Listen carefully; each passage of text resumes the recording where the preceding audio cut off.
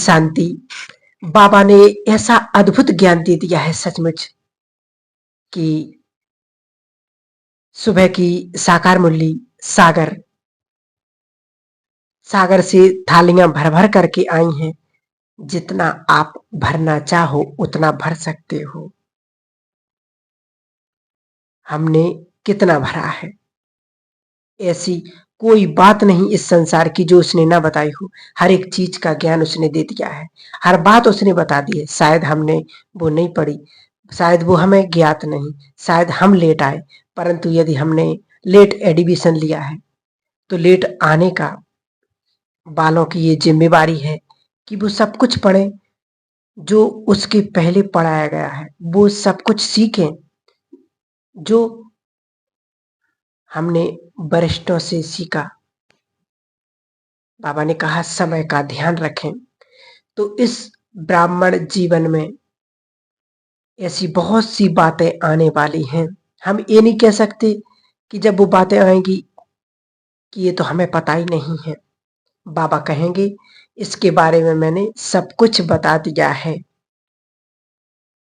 क्योंकि अंतिम समय में हम ये नहीं कहेंगे कि बाबा हमने कई सारी चीजों को तो सुना ही नहीं, पढ़ा ही नहीं। भगवान के महावाक्य फिर मत कहना बताया नहीं, उसने सब कुछ बता दिया है। बाबा ने कहा अब भी थोड़ा समय है, हमें वो सारी बातें जान लेनी है जो आने वाली हैं, जिसको हम कहें कि पेपर्स। इस ब्राह्मण जीवन में ऐसे आने वाले बहुत सारे और बहुत शक्तिशाली पेपर हैं। उसमें से कुछ पेपर हैं जो सभी को आएंगे और जो कुछ हैं वो शायद किस किस को आए। और यदि अंतिम समय के पेपर की लिस्ट यदि गिनाई जाए तो ये 8 मुख्य है और वो हर एक को आएगी। और एक एक पेपर बड़ा कड़ा होगा। एक दृश्य ये भी है कि भगवान बैठा हुआ है और उसके सामने सभी ब्राह्मण आत्माएं रो रही हैं और सभी रो रही हैं और बाबा से कह रही हैं बाबा आपका हम बने, फिर भी हमसे गलती हो गई, ये अपराध हो गया, ये पाप हो गया, ये विकर्म हो गया है। और आंसू बहा रही हैं और बाबा से माफी मांग रही हैं। ऐसा भी दृश्य आने वाला है और बाबा संपूर्ण साक्षी हो जाएगा, कोई लेना देना नहीं किसी से। वो आत्माएं जिन्होंने अपने जीवन को अर्पण कर दिया भगवान के चरणों में, वो आत्माएं जिन्होंने अपना सर्वस्व स्वाहा कर दिया बूंद बूंद शिवलिंग पर, सहयोग की बूंदें डाली तन मन धन की, उनके भी आंखों से शायद आंसू बहेंगे। और आप सोचो बाबा से माफी मांग रही होगी कि हमें माफ कर दो। हमें पता था ये श्रीमत है, ऐसा नहीं करना चाहिए था, फिर भी हम ना कर पाए। और बाबा प्लीज, और भगवान उस समय संपूर्ण साक्षी हो जाएगा, कुछ नहीं करेगा। ये दृश्य भी आने वाला है। जिसने जो कुछ किया है सब कुछ स्पष्ट दिखाई देगा।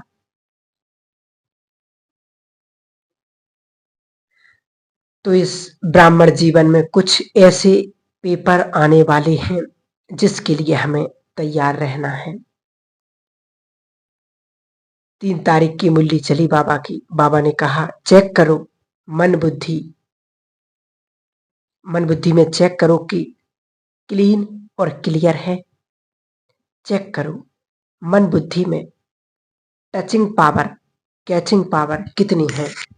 साइलेंस की शक्ति बढ़ाओ। कोई ये नहीं कह सकता कि हमारे पास समय नहीं है।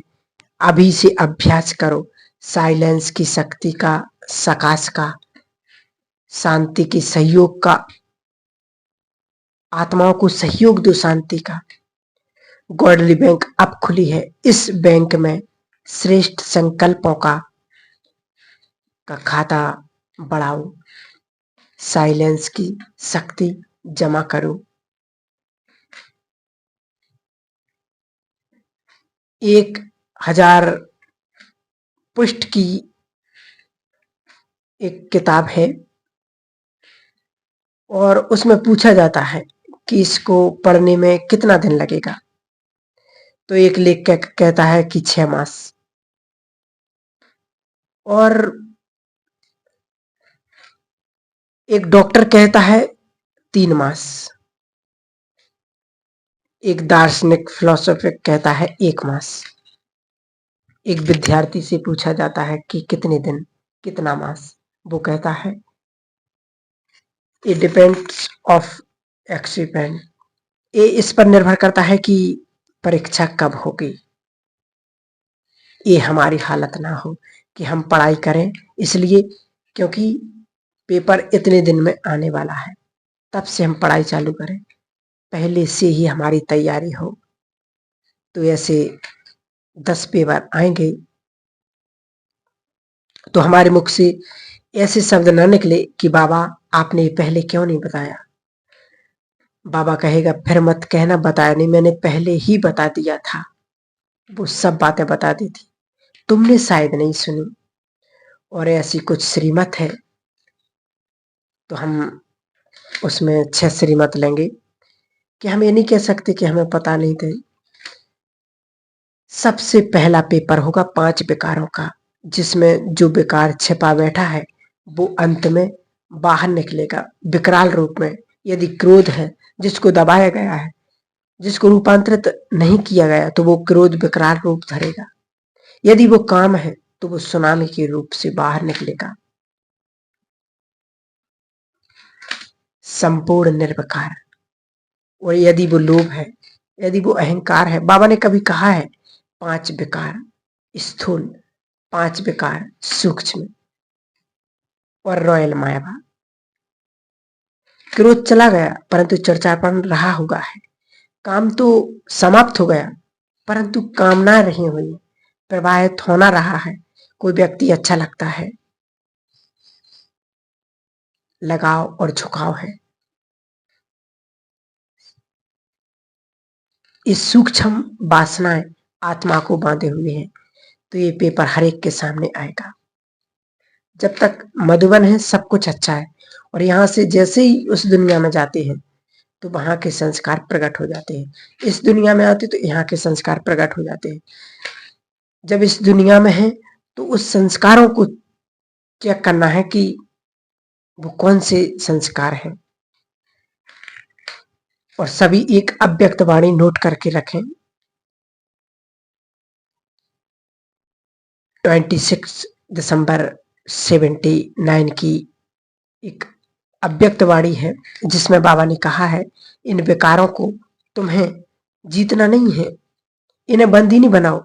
नहीं तो राजा यदि बंदी बनाया जाता है तो वो बदला लेता है। तुम्हें इन विकारों को रूपांतरित कर देना है, सहयोगी बना देना है। काम विकार है यदि तो उसको शुभ भावना में परिवर्तित कर दो। किसी को विकार को यदि दबाया जाएगा तो वो सूक्ष्म रूप से कभी ना कभी बाहर निकलेगा। उसका रूप ही बदल दो। जो क्रोध है उसको यदि दबाएंगे तो उस क्रोध को बाबा ने कहा रूहानी खुमारी बना दो, सहन शक्ति बना दो। और जो मोह है और जो लोभ है उसे अनासक्त वृत्ति बना दो, और जो अहंकार है उसे स्वयमान में बना दो। और बहुत सारी बात उस मुरली में आई हुई है जिसमें बाबा ने कहा है तुम्हें दबाना नहीं है किसी भी प्रकार का, समझना है उसे क्यों आ रहा है।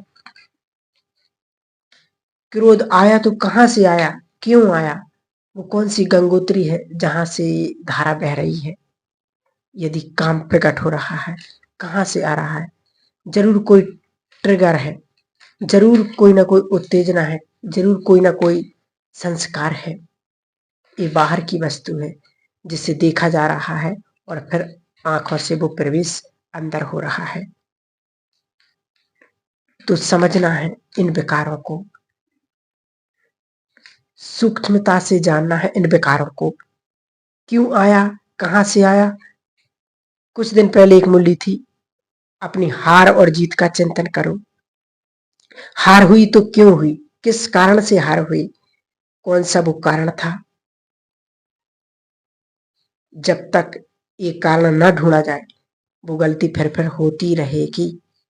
तीव्र पुरुषार्थ की परिभाषा कभी बाबा ने दी थी। तीव्र पुरुषार्थी अर्थात ये नहीं कि गलती करना ही नहीं, तीव्र पुरुषार्थी अर्थात दोबारा वो गलती ना करना।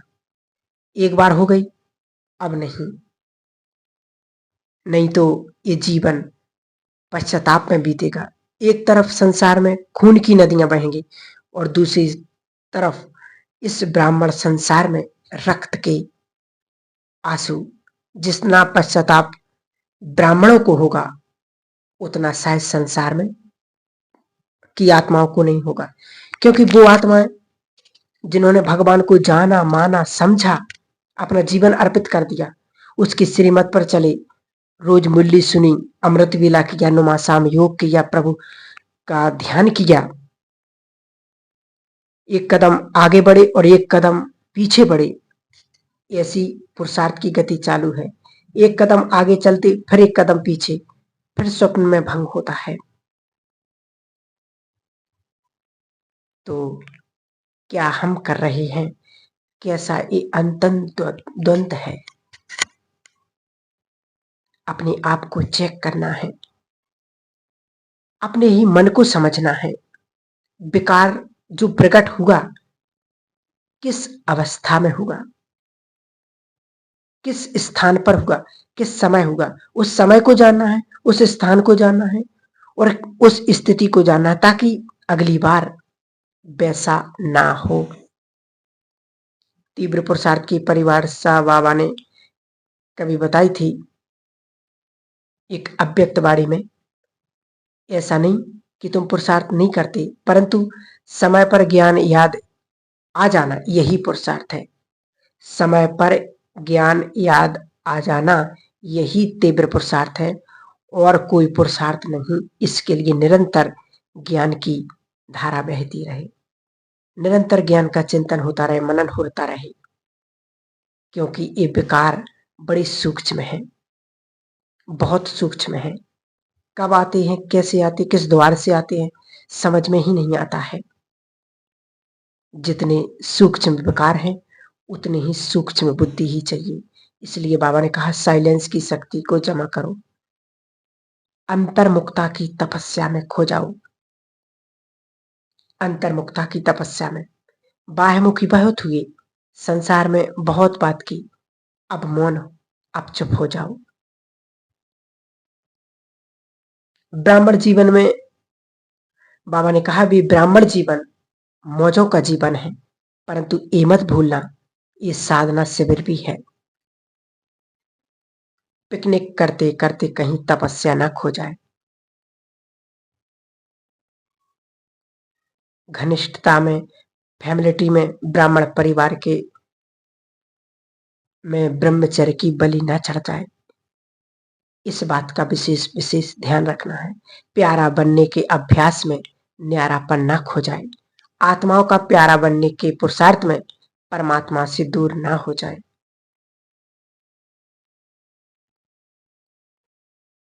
इसलिए सूक्ष्म विकारों की चेक, स्थूल तो चले गए परंतु सूक्ष्म बाकी है।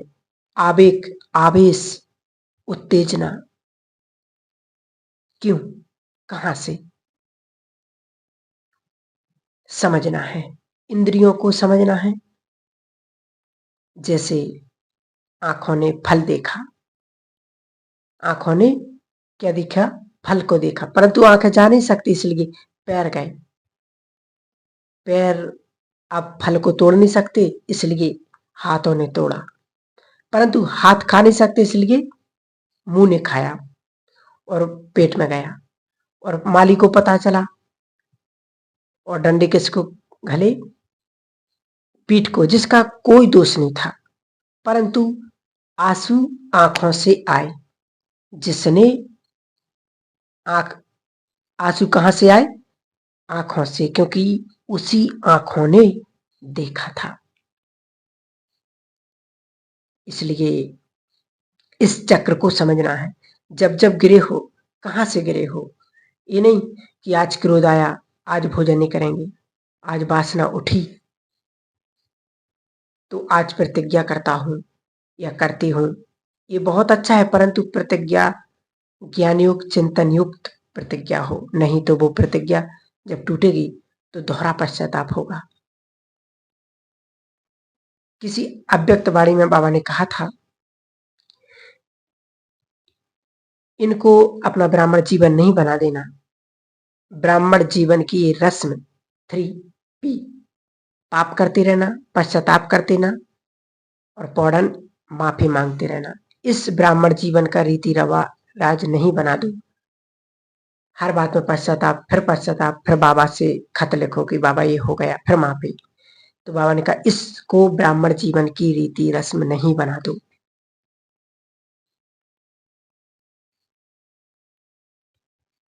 तो ये पहला पेपर सबको आएगा, हर एक को आएगा। जिसने क्रोध को जीत लिया उसको क्रोध से नहीं आएगा, कि उसको किसी और से आएगा, जो रहा हुआ है, जो छिपा हुआ है, अंदर ही अंदर धड़क रहा है अंगारे के रूप में, चिंगारी की तलाश है बस। तो इससे पहले कि ये पेपर आए, स्वयं को स्थिर कर देना है, मुक्त करना है एक एक विकार से। एक एक दिन, एक एक वासना का अंत हो जाए और आत्मा निर्विकार की ओर बढ़े। और दूसरा पेपर होगा प्रकृति के पांचों तत्वों का। एक तत्व हलचल करता है तो कैसी हलचल हो जाती है, सोचो। जब पांचों ही तत्व एक साथ आक्रमण करेंगे तो हमारी स्थिति कैसी होगी। बाहर भूकंप हो परंतु अंदर अकंप हो। यदि बाहर ज्वालामुखी हो तो अंदर योग की अग्नि हो। और यदि प्रकृति को जीतना है तो प्रकृति के लिए भी हमें कुछ करना है। 24 घंटे में कम से कम 2 बार प्रकृति को सकाश जरूर देना है। सुबह अमृत वेला और नुमा शाम का योग में जरूर प्रकृति को हम सकाश दें। प्रकृति से हम माफी मांगे, क्योंकि उसने हमें सब कुछ दिया और उसने हमें सब कुछ दिया, परंतु हमने उसके साथ क्या किया। प्रकृति को सकाश देना, प्रकृति को माफी मांगना, प्रकृति को सतो प्रधान बनाना। तत्व एक एक। दादी जानकी जी कभी कहती थी कि मैं हर दिन रोज अपने शरीर को ही सकाश देती हूँ, क्योंकि ये शरीर भी तत्वों से बना हुआ है। तो इस प्रकृति को भी हमें पावन करना है और एक संकल्प करना, जो कि अपनी डायरी में नोट कर लेना, मुझे इस सृष्टि के एक एक कण को पावन बनाना है, एक एक पार्टिकल को पवित्र बनाना है, इस समूचे संसार को एक एक कण को पावन बनाना है। तो मेरे अंदर पवित्रता की धारा कैसी होनी चाहिए। वो एक दिन के लिए पवित्रता का धारण करते, तुम्हारा सदा के लिए पवित्रता का व्रत है। तो तुम्हारी पवित्रता है मनसा वाचा कर्मणा संबंध संपर्क खान पान में।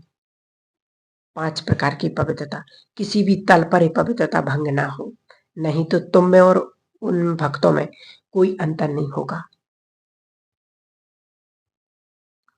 पवित्रता आधार है ब्राह्मण जीवन का। अभी मुंडी चली। 3 महावाक्य थे। ब्राह्मण जीवन का आधार पवित्रता, श्रेष्ठ पद का आधार पवित्रता है, उच्च बनने का आधार पवित्रता है, सर्व प्राप्तियों का आधार पवित्रता है। तो जब इस पावन स्थान पर बाबा के घर पर जाएं, अपनी पवित्रता के चार्ट को चेक करना है। तो दूसरा पेपर होगा वो प्रकृति के 5 तत्वों से।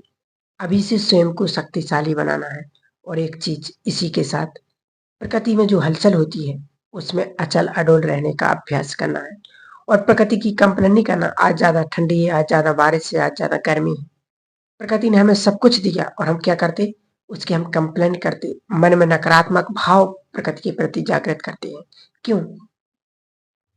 क्या ऐसे भाव यदि हम रखें और फिर हम सुबह प्रकृति को सकाश दे सकेंगे? शायद नहीं।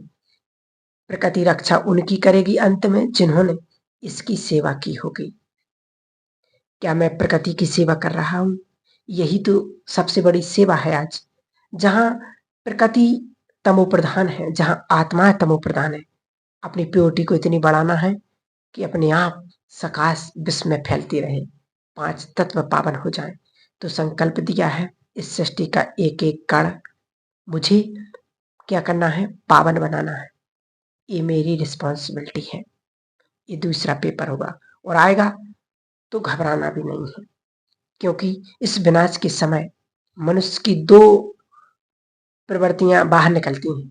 एक अच्छाई की, जैसे उत्तराखंड में त्रासदी हुई थी, कितने लोग वहां चले गए मदद करने के लिए, लंगर के लंगर खुल गए निस्वार्थ सेवा करने के लिए। परंतु दूसरी तरफ दूसरा पक्ष भी था, वहीं पर कई सारे चोर लूटने के लिए भी आ गए, जो डूब रहे थे उनको लूट रहे थे।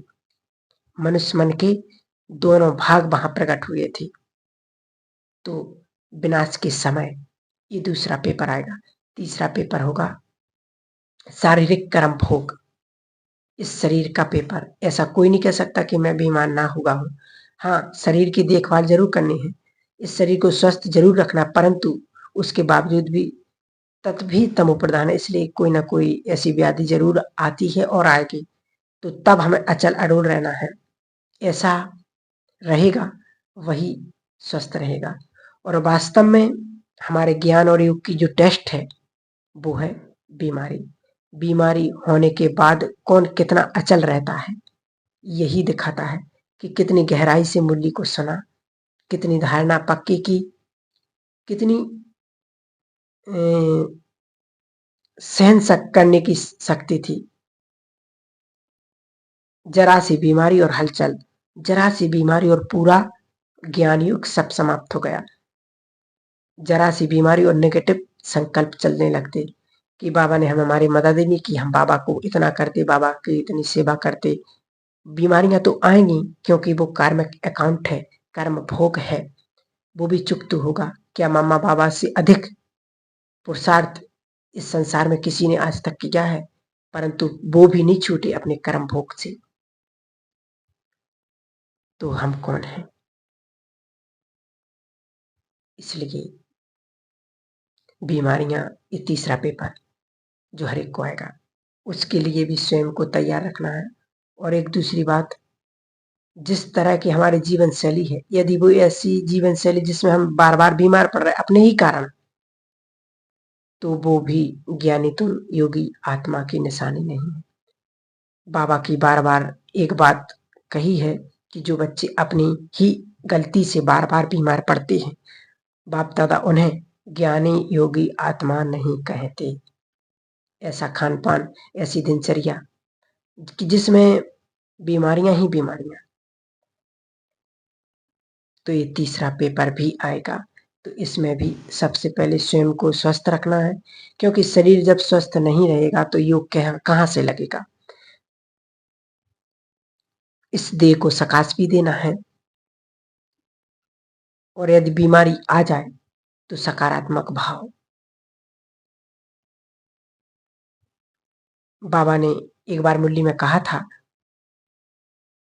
1995 की मुरली में बाबा ने, कि यदि बीमारी कोई आ जाए तो क्या कहो, वाह व्याधि वाह। मतलब उसका धन्यवाद करो, खुशी खुशी से उसको विदा करो कि कोई बात नहीं, मेरा कर्म भोग था, चुकतू हो गया, तो वो खुशी खुशी से चली जाएगी। दवाइयां भी लेनी पड़े तो ये नहीं कि मुझे इतनी दवाइयां क्यों खानी पड़ती। बाबा ने कहा उसको भी सकाश दो, उसमें भी शक्ति भर दो, उसको ड्राई फ्रूट समझो, और समझो कि ये दवाई मेरे शरीर में जा रही है और मेरे कई सारे विकारों को, बीमारियों को, और मन की, शरीर के भी और मन की सभी बीमारियों को नष्ट कर रहे। तो ऐसा अभ्यास करना है। कंप्लेंट जहां होगी, नकारात्मक भाव जहां होंगे, वहां बीमारियां बढ़ती हैं। क्योंकि आप सबने देखा भी होगा कि जो व्यक्ति, जो मरीज जितना सकारात्मक होता है वो उतना ही जल्दी ठीक होता है, और जो जितना नेगेटिव होता है वो उतना देर में ठीक होता है। हलचल है, यदि मन में प्रश्न है तो उसकी बीमारी कभी ठीक होती ही नहीं है, बहुत टाइम लगता है ठीक होने में। तो मन कैसा है? तो ये तीसरा पेपर। चौथा पेपर, साधनों का अभाव।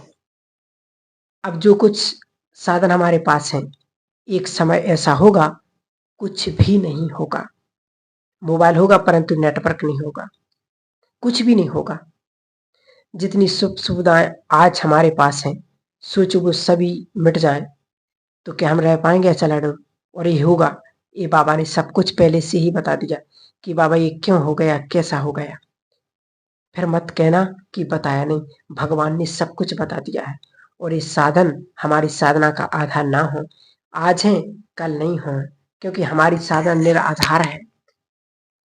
हमारी साधना इस संसार के किसी भी व्यक्ति, वस्तु, वैभव पर डिपेंडेंट नहीं है। हाँ, उनका प्रयोग करना है, उनकी मदद लेनी है, परंतु ये नहीं कि वो नहीं है तो हम हलचल में आ गए। आज बिस्तर है, वो भी नहीं रहेगा। बाबा ने कहा जो वॉइसलेस होंगे वही वायरलेस होंगे। जिनके अंदर इतनी पवित्रता की शक्ति होगी, प्योरिटी का बल होगा, वो अपने आप उनको टचिंग होगा। बाबा ने कहा टचिंग पावर, कैचिंग पावर, यहाँ जाना है वहां नहीं जाना है। जब प्रकृति का विनाश होगा, प्रकृति विनाश करेगी, तो हमें पहले से पता चल जाएगा कि यहाँ पर ऐसा घटने वाला है। हम अपने आप चौकन्ना हो जाएंगे, हमें वो टचिंग पावर आ जाएगी। वो कब आएगी? जब हमारी बुद्धि क्लीन और क्लियर होगी। तो ये भी पेपर आएगा, इसके लिए भी बीच बीच में अभ्यास करना है, ऑफलाइन रहने का। इतना डिपेंडेंट मुझे होना है। बाबा ने व्रत की भी बात कही। वो लोग व्रत करते हैं।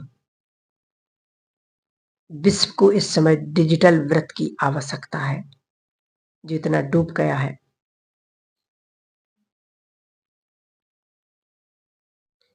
क्योंकि रिसर्च हुआ है कि जब से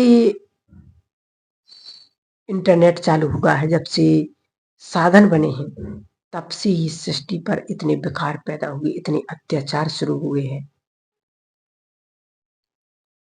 तो बाबा कहते इसको भी समझना है कि हम साधनों पर इतनी अधीन ना हो जाए कि हमारी साधना ही खो जाए। साधना का पथ है, ये तपस्या का पथ है। अब सोने का वक्त नहीं, नींद ना करो, बहादुरी से माया का सामना करो। आवाज उठ रही है आबू की भूमि से, आवाज उठ रही है आबू की भूमि से, उस आवाज को सुनना है। भारत को बदलना है तुम्हें, नक्श कदम को। और हम सो रहे हैं, हम किसी एक छोटी सी वस्तु पर स्थित हो गए। बाबा कहते निराधार। अगला होगा लौकिक आत्माओं से पेपर। पांचवा, लौकिक आत्माओं से पेपर। उनकी कोई बीमारी, उनकी मृत्यु, स्वजन की बीमारी, स्वजनों की मृत्यु, उनकी आर्थिक तंगी हमें हलचल में ना लाए, क्योंकि सभी आत्माएं हैं, सभी एक्टर्स हैं। हमने अपना जीवन इधर दे दिया, वो अभी तक ज्ञान में नहीं, परंतु उनकी वजह से हम डिस्टर्ब हैं। और यदि वो ज्ञान में भी है तो भी डिस्टर्बेंस है, क्योंकि मोह इतना है, लगाव इतना है।